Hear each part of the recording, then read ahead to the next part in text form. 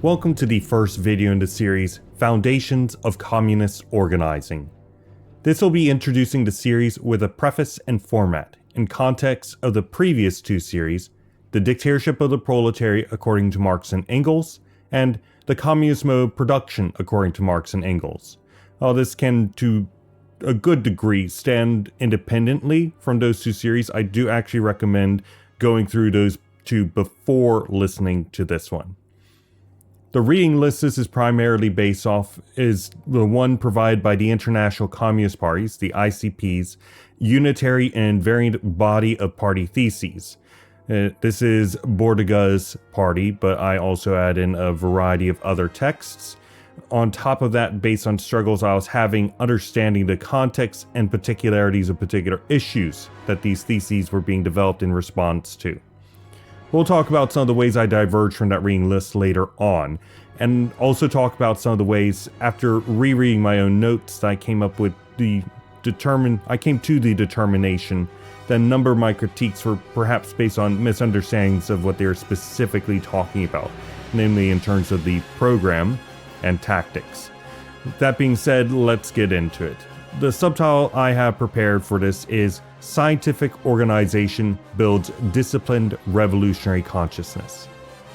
This project was made with the intent of understanding the real work and processes of communist organizing, which will empower the proletariat to seize political power through revolutionary organs, thus establishing the dictatorship of the proletariat, which will ultimately lead to the construction of communism. This is a topic that spans every continent and must employ lessons learned over centuries, as well as fundamental principles of organization of complex systems, military theory, communist principles, the actual direct aims of the communist movement, ergo the real character of the communist mode of production and all stages leading up to it, the strategy, tactics, the direct and local struggles of the proletariat as well as its international ones. Party work is by its very nature interdisciplinary and deeply complex, while also having to carry out secret and illegal work which cannot be publicly discussed.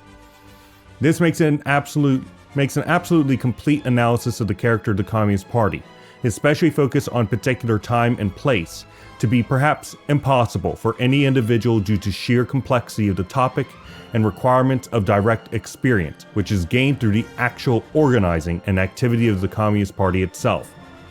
It is the same struggle as a general trying to determine the best maneuvers in a time of war, but at the same time having to truly capture the support of the workers. One could spend their entire life studying this topic and, until theory is put into practice, develop nothing of value. And yet, without the work of study, should the moment of conflict erupt, then you will be instantaneously outmaneuvered, even if you have an overwhelming material advantage, which the proletariat in this scenario, of course, lack. The party, as vanguard of the revolution, acts in this critical role. Critical consciousness and factor of will rests in the party, its collective and ongoing engagement in the defense and refinement of theory, active participation in mass struggles, and the actual work of organization. The ideas we develop in our heads, absent the existence of a larger and complex organ of class struggle, which carries out forms of activity to the highest level within the environment it functions in, are fundamentally limited in scope. Still, learning from past experience through critical engagement with the history of the communist movement is absolutely critical, even for individuals separated from a party organ. From every stage of development, with the emergence from shared needs and goals of the initial cell form of the organization of the proletariat, to developing specializations and differentiations, followed by the emergence of structure and technical hierarchy, and finally geographic expansion and diversification into entering into Congress with the international communist movement. Taking on the correct stance is critical.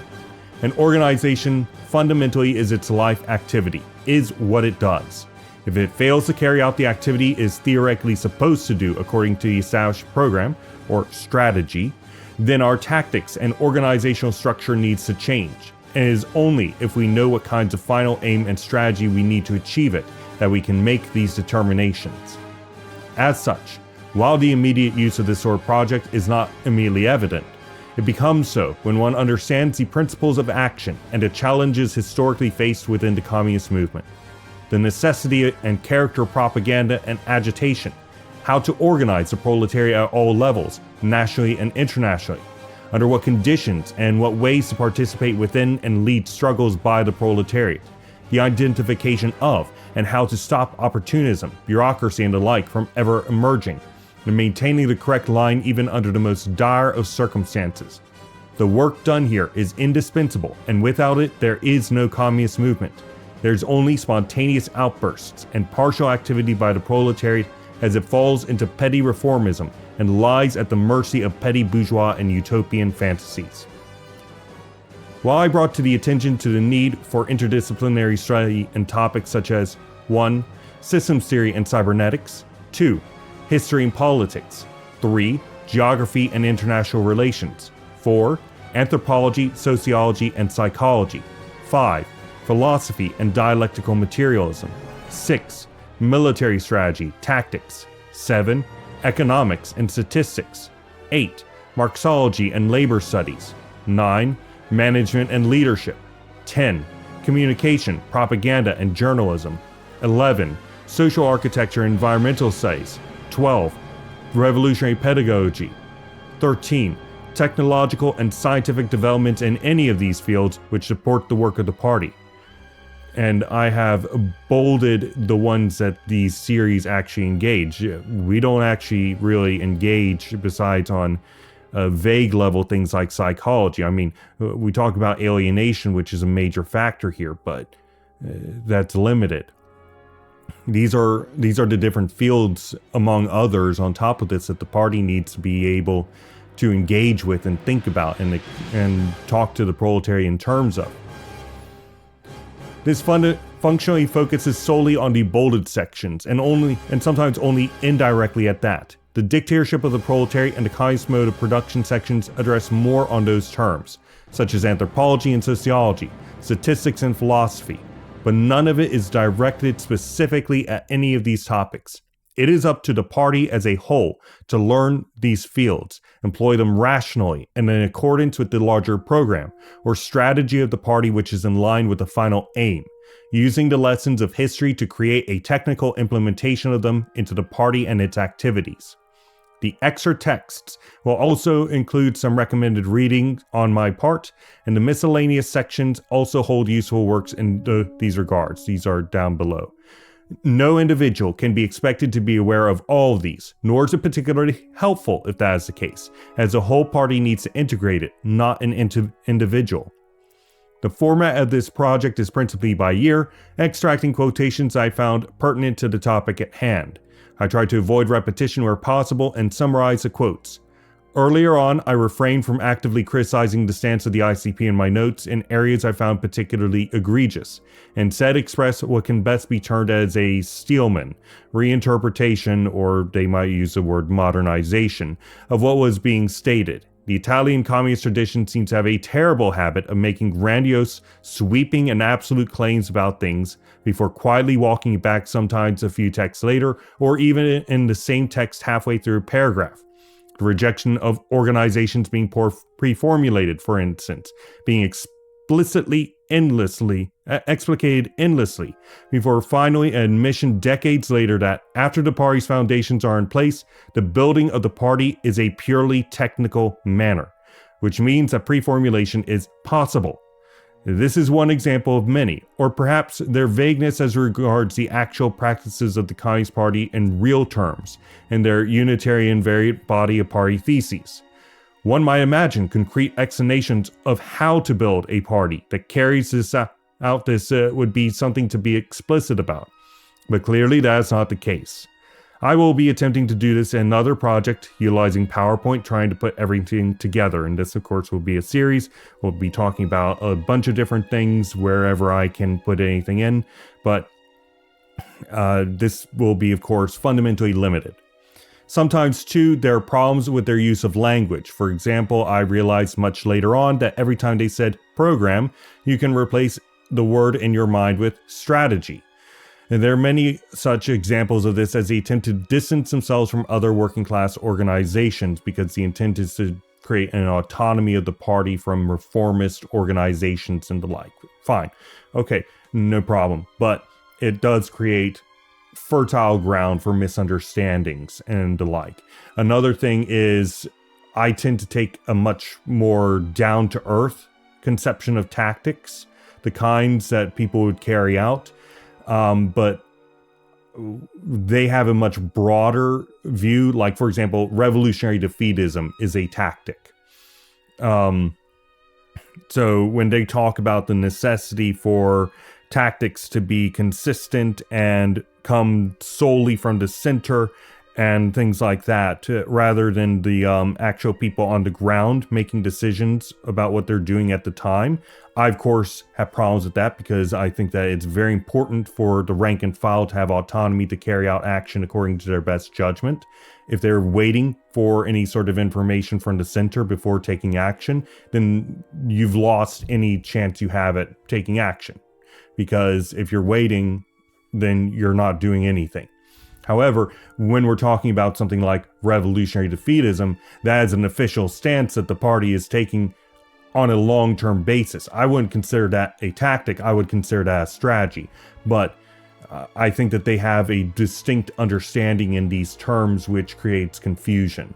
So I don't know where their limits are, where they make a distinction between tactics and operations and strategy and so on and so forth.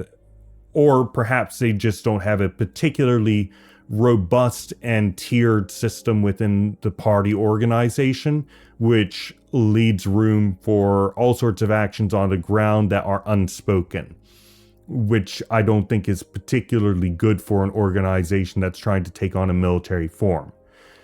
But continuing, later on, I'm less hesitant and actively make explicit reference to claims that they make, which I know, coming from a more systems theory and cybernetics background, that cybernetics being the science of effective organizing, are deleterious to organizational development. From these notes, I have produced what should be a coherent summary essays about the text in as down-to-earth a way as possible, while sometimes adding in my own commentary and thoughts. Through this analysis, I've broken down the foundations of communist organizing into the following fundamental topics and activities that it needs to carry out to make up its character. As usual, I will not be reading through this. If you'd like to pause the screen in order to read through these keywords I prepared, then please feel free to. If not, then you can always go into the description below, and you can find both a link to this Google document and to the United Marxist Pact Discord server, where we would love to talk to you more about this topic. So, in terms of the general fundamental topics, we've got the doctrine, as they term it. I wouldn't use the term doctrine technically, because in fact, the recognition that the dictatorship of the proletariat phase comes out of materialism, which is a principle of the Communist Party, right? So the entirety of the doctrine, the final goal, communism via the dictatorship of the proletariat, in my view, necessarily rests within the principles of the party, not some external declaration of faith or something along those lines. And we'll get into that too, because that is a major part of the ICP's thing, which I'm quite critical of, the expression of communist organizing in terms of religious faith. We'll get back to that later on. So we've got the doctrine, the final goal, communism via the dictatorship of the proletariat, principles, and program, which is their term for strategy. Then you got tactics and rules of operation, political and organizational structure, external environmental conditions, internal conditions, and then I added this in organizational autophagy, which I split between dangerous tactics and maladaptive products, namely of particular external environmental conditions or internal conditions, tactics and things like that, which result in poor results. And here is the reading list we're working off of. Again, I'm not going to read through it. I'm just going to put it in front of you, and you can pause as you like or go into the description below. And then here are the currently unread miscellaneous texts. These are ones that I identified as something that should ideally be added into this series, but I felt like I simply did not have time. I wanted to move forward with this. So these are the list that I would recommend if going into on your own time, because I intend to move to another series after this, mainly in terms of essentially cybernetics. We'll talk about that potentially at the end of this series. With that said, that is the end of my the preface and format of Foundations of Communist Organizing.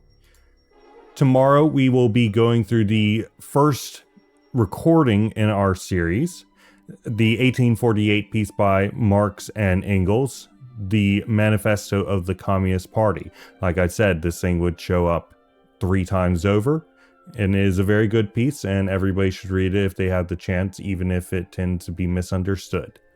With that said, thank you for joining me today for this preface, and I hope to see you tomorrow with the start of the series.